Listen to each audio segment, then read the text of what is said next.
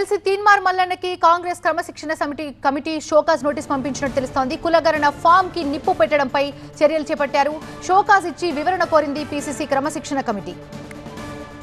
కాంగ్రెస్ లో ఇదో కొత్త లొల్లి. MLC Teenmar Mallanna రాజేసిన చిచ్చిప్పుడు భగ్గునంటుకుంది.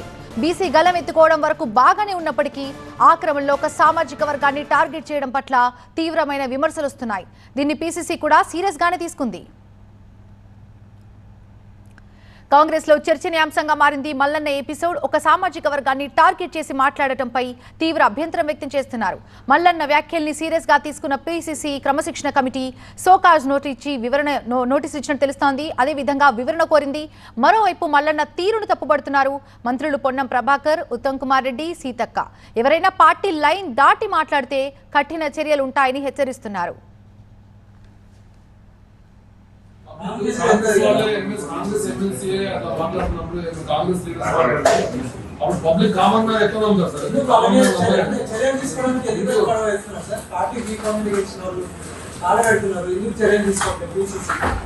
the DCC here,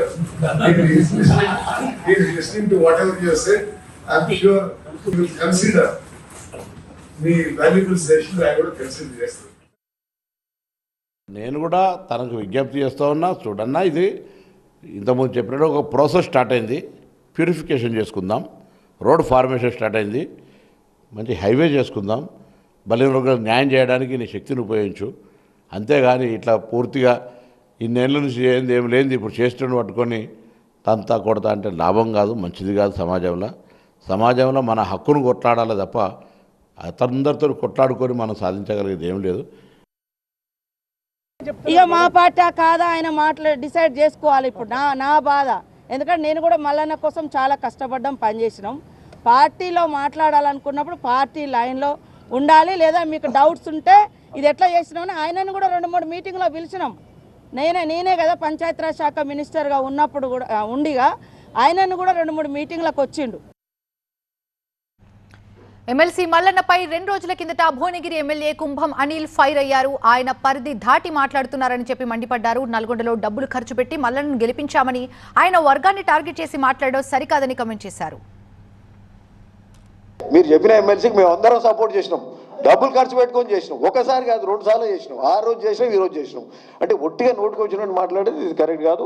ఆ వ్యక్తి కూడా సరిగ్గా ఉండాలి. సమాజంలో ఈవెన్ ఏ సింగిల్ పర్సన్ కూడా మనం ఇన్సల్ట్ చేసే విధంగా బిహేవ్ చేయొద్దు. అట్లాంటిది ఒక కమ్యూనిటీ గురించి మాట్లాడితే మాత్రం not acceptable. Who ever it is, ఎంత పెద్దోడైనా నాట్ ఎట్ ఆల్ యాక్సెప్టబుల్.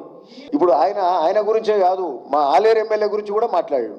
అంటే ఆయన ఏది వస్తుంది, ఆడో బీసీ ఎమ్మెల్యేనే కదా, ఆయన ఆ బీసీ ఎమ్మెల్యే గురించి కూడా మాట్లాడుతున్నాడు. కష్టపడ్డ ఎమ్మెల్యే, ఓ బీసీ బిడ్డ, ఇక బీసీలు అంటుండే ఓ బీసీ ఎమ్మెల్యే గురించే మాట్లాడి అది కరెక్ట్? అది తప్పుడు వ్యవహారం. ఇది తప్పే. ఎవడు చేసినా తప్పే. ప్రతిపక్షం ఓడి చేసినా, మా ఓడి చేసినా తప్పే.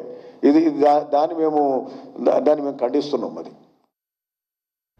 మల్లన్న అంశాన్ని పార్టీ క్రమశిక్షణ కమిటీ చూసుకుంటుందన్నారు కాంగ్రెస్ సీనియర్ నేత విహెచ్. బీసీల హక్కుల కోసం పోరాడటంలో తప్పు లేదని, కానీ ఇతర వర్గాలను కించపరిచేలా మాట్లాడడం సరికాదని సూచించారు వి హనుమంతరావు. ఆయన ఎమ్మెల్సీ ఉన్నాడు, ఆయన ఎందుకు అన్నాడు అనేది వివరణ అడిగేది మా దగ్గర ఏది డిసిప్లినరీ కమిటీ ఉంది, వాళ్ళు జవాబు చెప్తారు. తప్పనిసరిగా ఇది వాళ్ళ చేతిలో ఉంది, వాళ్ళు ఏ నిర్ణయం తీసుకున్నా. అయినా ఒక్కటి మాత్రం చెప్తున్నా, ఇవాళ మళ్ళీ చెన్నారెడ్డి గారు ఉండేది ముఖ్యమంత్రిగా, అగ్ర కులాల్లో ఉన్న బీసీల గురించి అన్నాడు. రామ్దేవ్ గారిని మంత్రి చేశాడు, బీసీలకు ఎక్కువ సీట్లు ఇచ్చాడు. మనం కావాలి, మన పరిస్థితి ఏంది, మనకి ఏం కావాలని అడగాలి. కానీ వేరే వాళ్ళని కించపరిస్తే దానివల్ల మంచి సాంప్రదాయం కాదనేదే చెప్పగలుగుతాం. మరోవైపు మల్లన్నపై డీజీపీ ఆఫీసులో ఫిర్యాదు చేశాయి రెడ్డి సంఘాలు.